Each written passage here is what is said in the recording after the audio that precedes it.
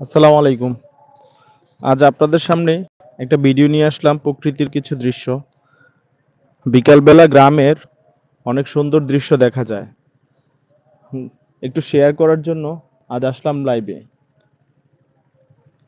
তো আমি আপনাদের দেখাচ্ছি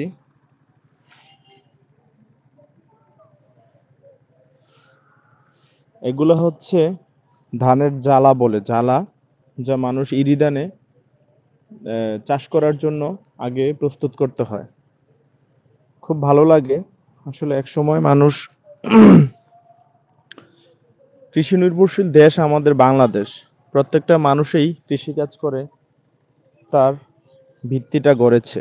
শতকরা ৯৫% মানুষই গ্রাম থেকে উঠে গিয়ে বিভিন্ন শিল্প, মিল, ফ্যাক্টরি, কারখানার মালিক হয়েছে।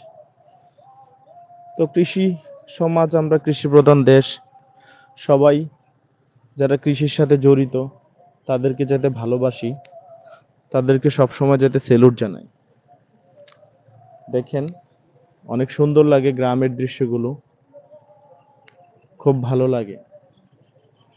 এটা হচ্ছে বিকাল বেলা জমি চাষ করার জন্য সবাই পরিচর্যার কাজ করতেছে। এটা একটা নির্দিষ্ট সময় আছে, তখন এই সময় চলে আসলে মানুষ, যখন বর্ষার মৌসুমের পানি চলে যায় তখন জমিগুলা শুকিয়ে যায়, বিভিন্ন আগাছা থাকে, তখন এগুলা পরিষ্কার করার জন্য মানুষ বিভিন্নভাবে তাদের কৌশল অবলম্বন করে কাজ করে থাকে। তো আসলে গ্রামের মজা গ্রামেই, আর শহরের পরিবেশ, শহরের মজা শহরেই। গ্রামের একটা আলাদা স্বাদ আছে। হ্যাঁ, খুব মানুষ গ্রাম দেখতে খুব পছন্দ করে। এখনো গ্রামের মানুষগুলো খুব সহজ সরল হয়। তো প্রতিনিয়ত পরিবর্তন হচ্ছে মানুষগুলো। এখন কিছু অঞ্চল কৃষি থেকে আস্তে আস্তে দূরে সরে যাচ্ছে। মানুষ আধুনিক হচ্ছে, শিক্ষিত হচ্ছে, অন্যরকম চিন্তা ভাবনা মাথায় কাজ করে। তো আসলে আমরা মাছে ভাতে বাঙালি, কৃষি নির্ভরশীল দেশ, এগুলো আমাদের থাকবেই। এগুলো থাকবেই আমাদের। বিশাল একটা হাওর আমাদের এই গ্রামের পাশে। নানান রকমের কৃষিকাজ হয়ে থাকে, কৃষি ফসল হয়ে থাকে, যা ধান গাছ লাগানোর আরো কিছু পূর্ব মুহূর্তগুলো, আরো মিনিমাম ১ মাস পর ধান রোপণ করবে।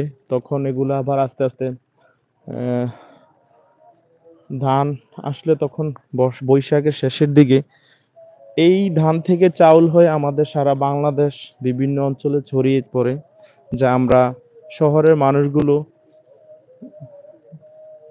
বিভিন্ন ব্যবসায়িক দোকান থেকে কিনে খাই। এই গ্রামের কৃষকরাই এই ধান রোপণ করে, ধান উৎপাদন করে, যখন চাউলে পরিণত হয় তখন খাওয়ার উপযোগী হয়ে মানুষ কিনে খেতে পারে। কিন্তু আমরা অনেকেই কৃষককে ভালোবাসি না। আসলে কৃষক হচ্ছে বাংলাদেশের এবং কি মাটি ও মানুষের আর মূল চাবিকাঠি এবং চালিকা শক্তি। তারা প্রাণ।